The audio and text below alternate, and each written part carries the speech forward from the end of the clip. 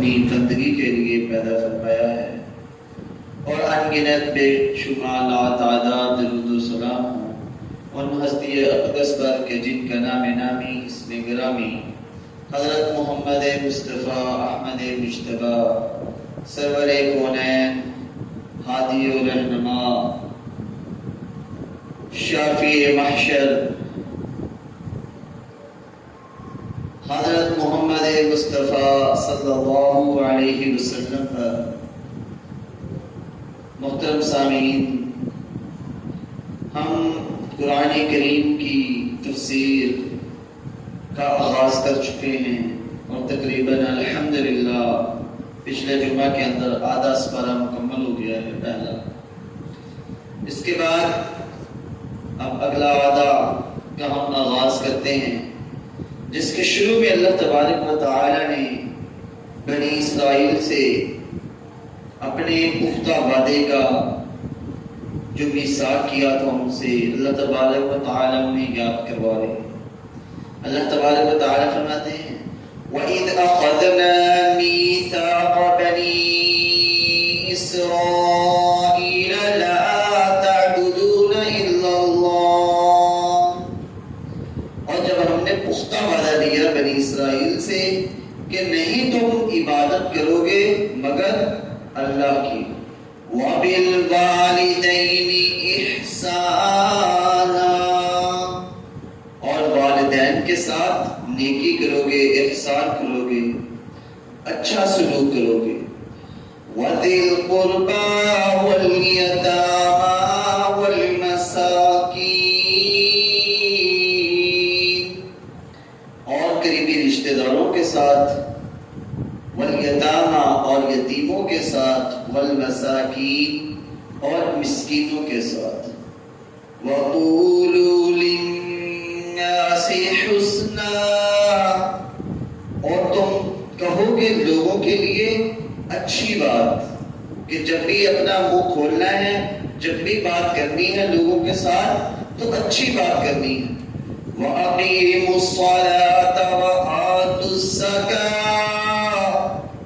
اور نماز کو قائم کرنا ہے اور زکوٰۃ کو ادا کرنا ہے، ثُمَّ تَوَلَّيْتُمْ إِلَّا قَلِيلًا مِّنكُمْ وَأَنتُم مُّعْرِضُونَ، پھر تم پھر گئے، اپنی بات سے مکر گئے، مگر بہت کم تم میں سے، اور تم نے منہ موڑ لیے۔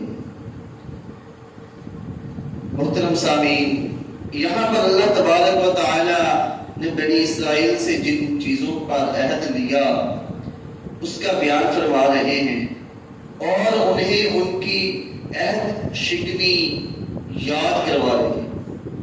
انہیں حکم دیا کہ وہ توحید کو تسلیم کریں، اللہ کو ایک ماننا، یہ عقیدہ توحید ہے، جس کی دعوت صرف پیارے آقا صلی اللہ علیہ وسلم نے نہیں بلکہ آدم علیہ السلام سے لے کر آپ صلی اللہ علیہ وسلم تک 1,24,000 انبیاء کرام دیتے رہے۔ جتنے بھی انبیاء آئے ان سب کی ایک دعوت مشترکہ تھی۔ یوں تو ہر کوئی اپنی قوم کی برائیوں کے متعلق انہیں روکتا تھا، یا ان کے اندر جو کمیاں کوتاہیاں ہوتی تھیں، مختلف قوموں کی مختلف عادات تھیں جن سے منع کیا کرتے تھے ان کے نبی، لیکن ایک جو مشترکہ بات تھی تمام انبیاء میں، جس کی دعوت دینے کے لیے انبیاء کو مبعوث کیا گیا، وہ دعوت توحید تھی۔ جو بھی نبی آیا اس کی دعوت ہوتی تھی کہ اپنے الہ کی، الہ برحق اللہ تبارک و تعالی کی عبادت کرو اور اس کے ساتھ کسی کو شریک نہ بناؤ، جیسا کہ اللہ تبارک و تعالی نے قرآن کریم کے اندر ایک اور جگہ پہ ارشاد فرمایا وَمَا أَرْسَلْنَا مِن قَبْلِكَ مِن رَّسُولٍ، اور نہیں ہم نے بھیجا آپ سے پہلے کوئی رسول إِلَّا نُوحِي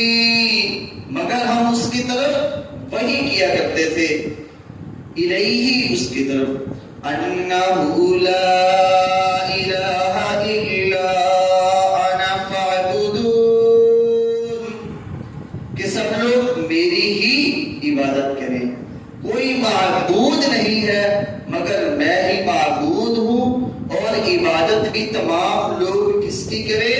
صرف میری، اللہ رب العزت کی عبادت کی جائے۔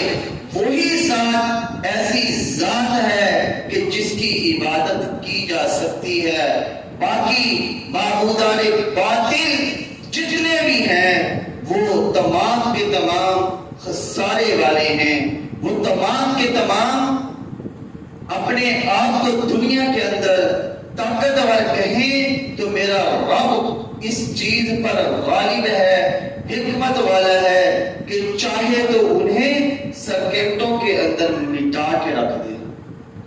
جیسا کہ ایک مشہور واقعہ ہے ٹائٹینک کے بارے میں کہ اس کے مالک نے جب اسے بنا لیا، سمندر میں اتار لیا، تو وہ کہنے لگا کہ یہ تو ایسی کشتی ہے جسے اگر خدا بھی چاہے تو ڈبو نہیں سکتا۔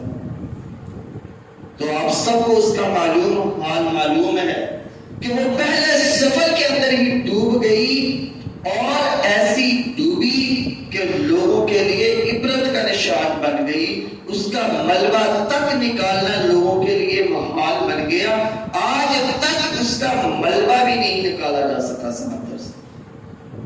تو وہی رب ہے جو جس طرح چاہے جیسا چاہے کرنے پہ قادر ہے۔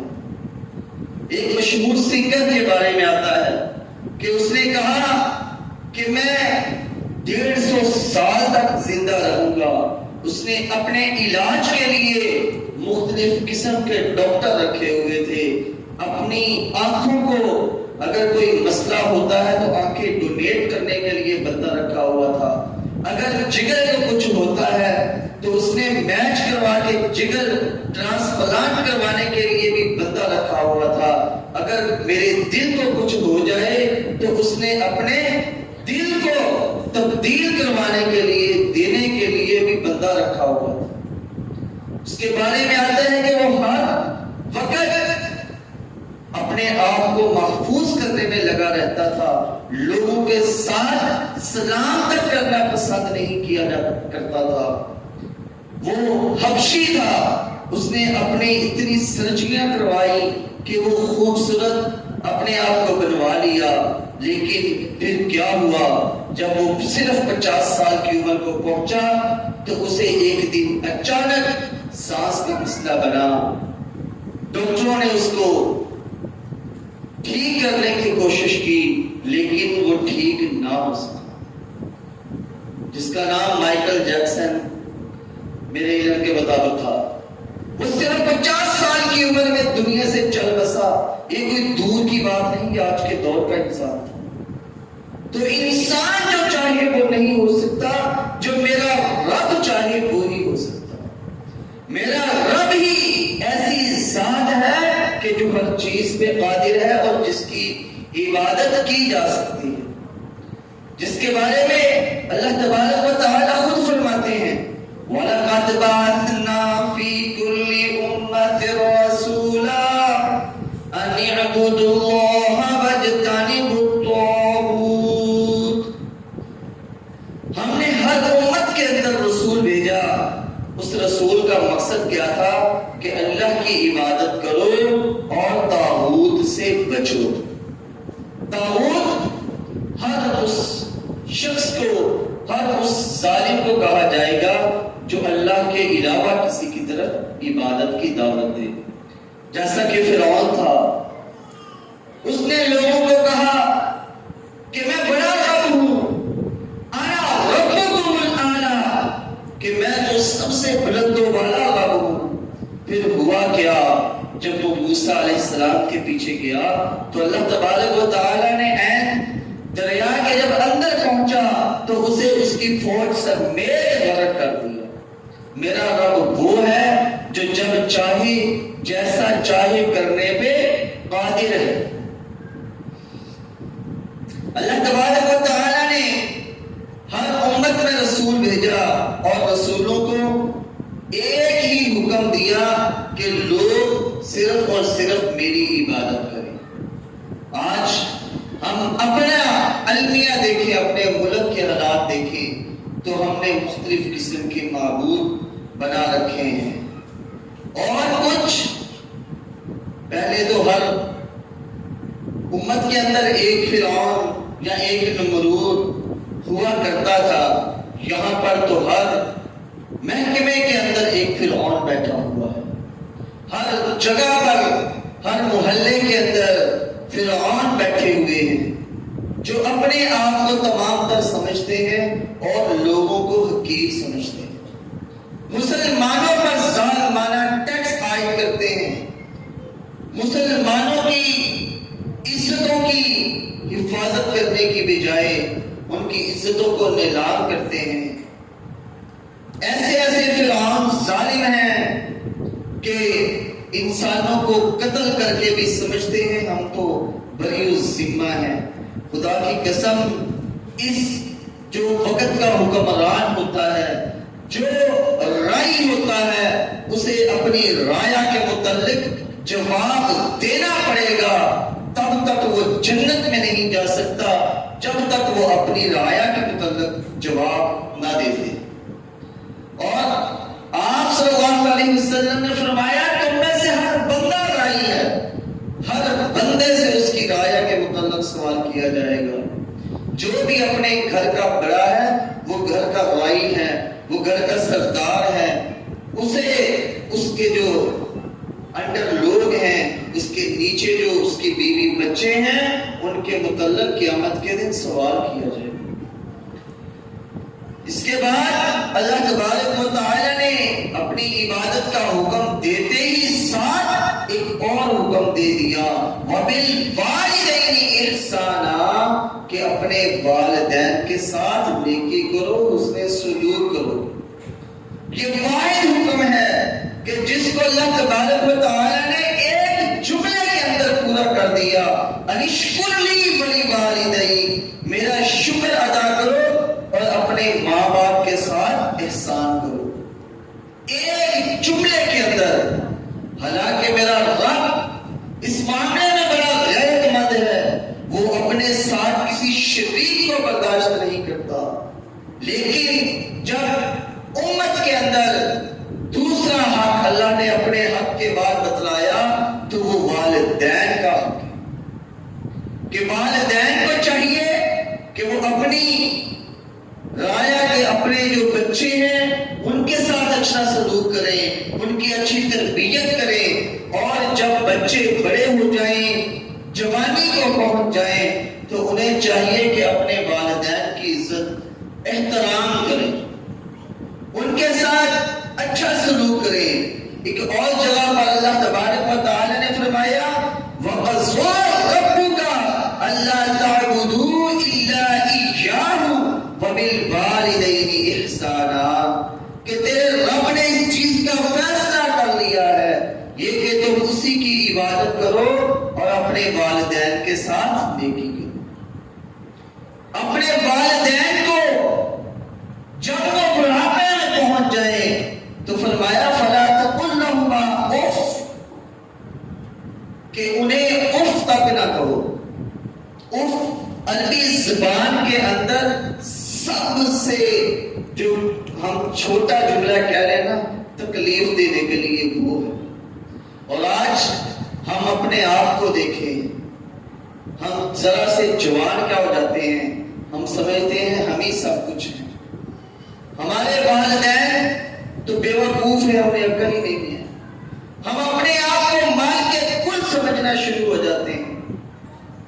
حالانکہ ہمیں یہ سوچنا چاہیے کہ والدین وہ ہیں کہ جنہوں نے اپنی جوانیاں ہمارے لیے وقف کر دی، ہماری تعلیم و تربیت کے لیے، ہمیں پڑھانے لکھانے کے لیے، ہمارے ساتھ اچھا سلوک کرنے کے لیے۔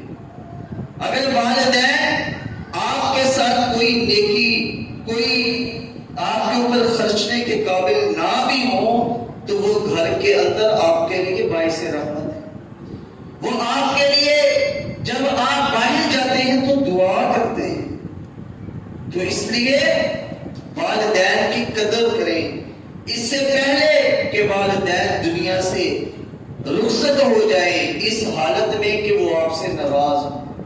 اللہ تبارک و تعالی نے والدین کے ساتھ حسن سلوک کا حکم دیا، اور نبی صلی اللہ علیہ وسلم نے فرمایا رضا اللہ فی رضا الوالدین وسخط اللہ فی سخط الوالدین، کہ اللہ کی رضا والدین کی رضا میں ہے۔ اگر کوئی چاہتا ہے کہ میرا رب میرے سے راضی ہو تو اسے چاہیے کہ اپنے والدین کو پہلے راضی کرے، اور اگر کوئی چاہتا ہے کہ میرا رب میرے سے ناراض ہو جائے تو اسے چاہیے کہ پھر اپنے والدین کو ناراض کرے۔ اللہ کے نبی صلی اللہ علیہ وسلم نے والدین کی رضا میں اللہ کی رضا اور والدین کی ناراضگی کے اندر اللہ کی ناراضگی کو رکھا۔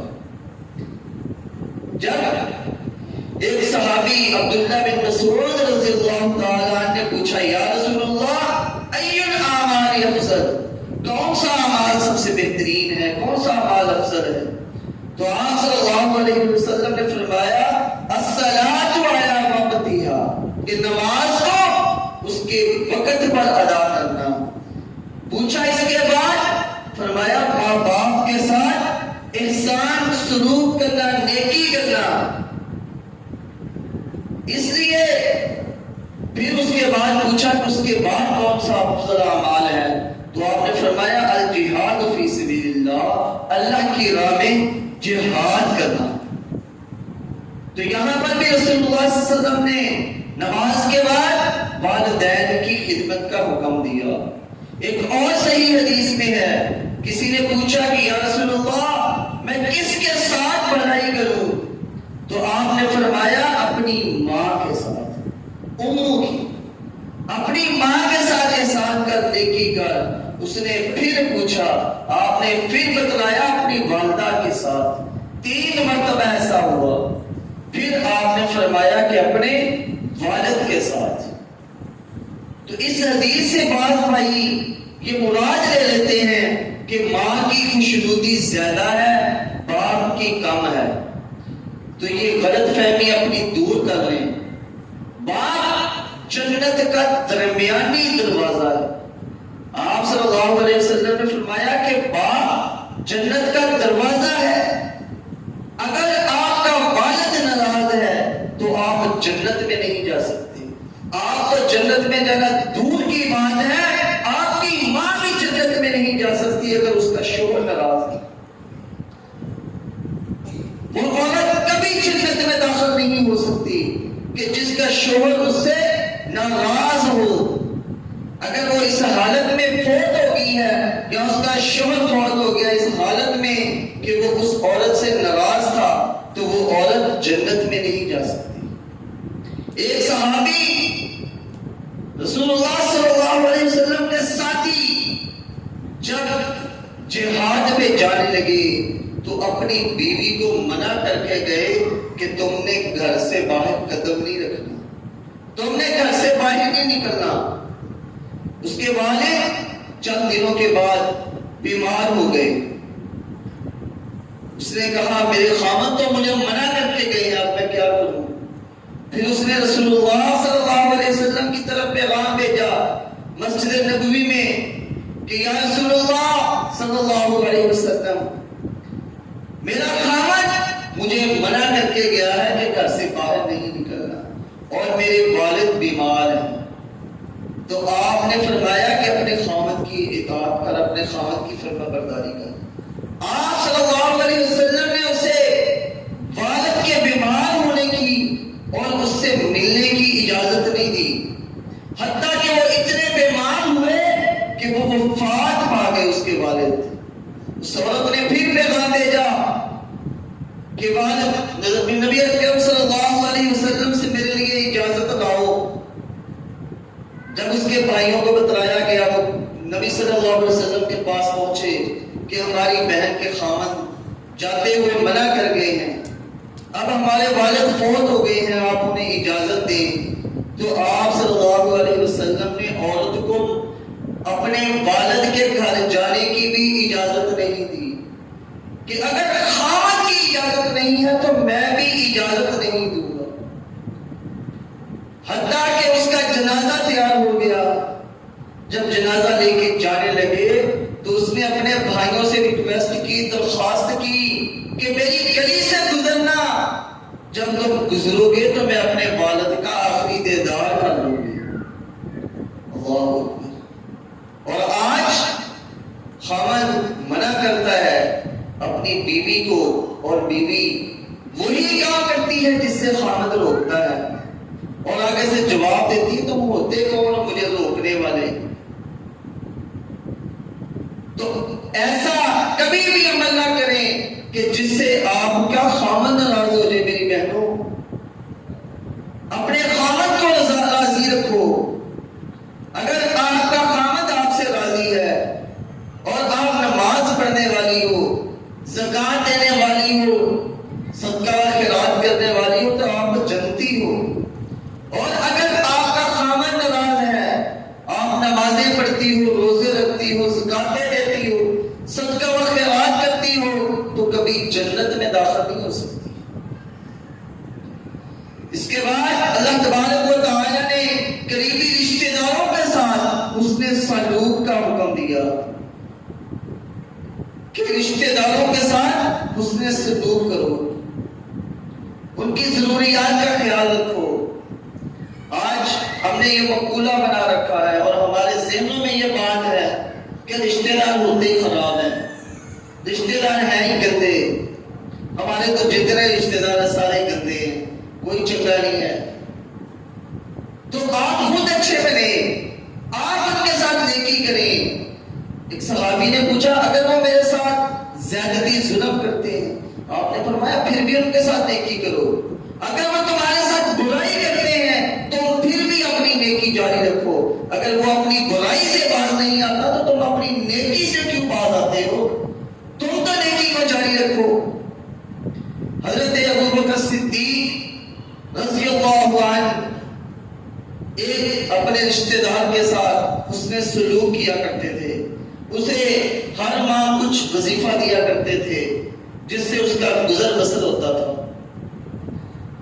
تو جب اما عائشہ رضی اللہ تعالی عنہا پر بہتان لگا اور آپ صلی اللہ علیہ وسلم نے ان سے دوری اختیار کر لی، آپ صلی اللہ علیہ وسلم نے انہیں ان کے والد کے گھر بھیج دیا اور حکم دیا کہ اپنے والد کے گھر چلی جاؤ. اما عائشہ رضی اللہ تعالی عنہ پریشان تھی اور اللہ سے رو رو کے دعائیں کیا کرتی تھی کہ یا اللہ میری پاک دامنی کا کوئی اشارہ، کوئی وحی نازل فرما دے. حالانکہ ان کا اپنا خیال تھا. وہ کہتی ہیں کہ میں یہ سوچتی تھی کہ آپ صلی اللہ علیہ وسلم کی طرف کوئی چھوٹا سا حکم نازل ہوگا اور میں بری ذمہ ہو جاؤں گی، لیکن اللہ تبارک و تعالی نے 18 آیات نازل فرما دی قرآن کی. فرمایا سبحانک ھذا بہتان عظیم. اللہ اکبر. جب تک قیامت ہے اما عائشہ کی، قیامت تک قرآن جب تک پڑھا جائے گا اما عائشہ کی پاک دامنی کی شہادتیں ملتی رہیں گی. اور یہ شیعہ حضرات کیوں ہی ذلیل ہوتے رہیں گے جو اما عائشہ کے بارے میں برے الفاظ استعمال کرتے ہیں. انہیں کیا پتا کہ خود رب العالمین نے قرآن کے اندر ان کی پاک دامنی کی گواہی دی. تو رشتہ داروں کے ساتھ آپ نے اچھا سلوک کرتے رہنا ہے، ان کی بد سلوکی سے گھبرانا نہیں ہے. یہاں تو اللہ تبارک و تعالی، تو یہاں پر بات میں بتا رہا تھا کہ ابوبکر صدیق نے اپنے جس رشتہ دار کو صدقہ خیرات دیا کرتے تھے وہ بھی بہتان لگانے والوں میں شامل تھا. تو پھر جب آپ اما عائشہ کی پاک دامنی ظاہر ہو گئی، اس کے بعد حضرت ابوبکر صدیق نے انہیں صدقہ دینا بند کر دیا. ان کے ساتھ جو نیکی کرتے تھے وہ بند کر دی کہ اس نے میری بیٹی پر الزام لگایا ہے، یہ میری بیٹی کے الزام لگانے والے لوگوں میں شامل تھا. تو پھر آپ صلی اللہ علیہ وسلم نے انہیں منع کیا. اللہ نے قرآن اتار دیا کہ نیکی جو کرنے والے ہیں وہ اپنی نیکیاں کو ضائع نہ کریں بلکہ نیکیاں کرتے رہیں۔ اور پھر آپ صلی اللہ علیہ وسلم نے بتلایا کہ تم جو نیکی کیا کرتے تھے وہ کرتے رہو۔ تو اس لیے آپ جو نیکی کرتے ہیں کسی کی بد امنی کی وجہ سے یا کسی کے بد لحاظی کی وجہ سے، اس کے گندے مزاج کی وجہ سے آپ اپنی نیکی ترک نہ کریں بلکہ کرتے رہیں۔ نیکی وہی ہے جو انسان ہمیشگی کے ساتھ کرے۔ نبی کریم صلی اللہ علیہ وسلم عصر کے بعد نماز نہیں پڑھا کرتے تھے۔ پھر ایک دفعہ ایسا ہوا کہ آپ کے پاس ایک قافلہ آیا جس کے ساتھ آپ صلی اللہ علیہ وسلم مصروف رہے اور عصر کا وقت ہو گیا۔ پھر عصر کی نماز کے بعد آپ صلی اللہ علیہ وسلم نے 2 رکعت نماز ادا کی، وہ نماز جو رہ چکی تھی تو وہ آپ صلی اللہ علیہ وسلم نے عصر کے بعد ادا کی۔ اور اس کے بعد آپ کا یہ معمول تھا کہ آپ عصر کے بعد 2 رکعت ادا کیا کرتے تھے۔ یعنی کہ آپ صلی اللہ علیہ وسلم جو بھی عمل کیا کرتے تھے اس کا عمل ہمیشگی کرتے تھے۔ اور ایک مومن کو بھی چاہیے کہ جب وہ کوئی نیکی کا کام کرے تو وہ ہمیشگی کے ساتھ کرے۔ اگر آپ نماز پڑھتے ہیں ہمیشگی کے ساتھ پڑھیں، چاہے فرض نماز ادا کریں لیکن ہمیشگی کے ساتھ کریں۔ اگر مہینے کے اندر کوئی روزہ رکھتے ہیں تو ہمیشگی کے ساتھ رکھیں۔ آپ صلی اللہ علیہ وسلم سوموار اور جمعرات کا روزہ رکھا کرتے تھے اور ہمیشگی کے ساتھ رکھتے تھے۔ 13، 14 اور 15 تاریخ رمضان کی ان کا روزہ رکھا کرتے تھے اور ہر ماہ ہی رکھا کرتے تھے۔ اس لیے جو نیکی کا کام کرتا ہے اسے چاہیے کہ وہ ہمیشگی کے ساتھ کرے۔ اللہ تبارک و تعالی سے دعا ہے کہ رب العالمین ہم سب کو جو کہا گیا اور آپ احباب نے سنا اس پر عمل پیرا ہونے کی توفیق عطا فرمائے۔ اس آیت کی مزید تفسیر انشاءاللہ اگلے جمعہ خطبۃ المبارک کے اندر بیان کی جائے گی، جس میں یتیموں مسکینوں کا بھی حق ہے اور لوگوں کو اچھی بات کہنے کا بھی انشاءاللہ۔ اللہ تبارک و تعالی قبول فرمائے۔ آمین وآخر دعوانا الحمدللہ رب العالمین۔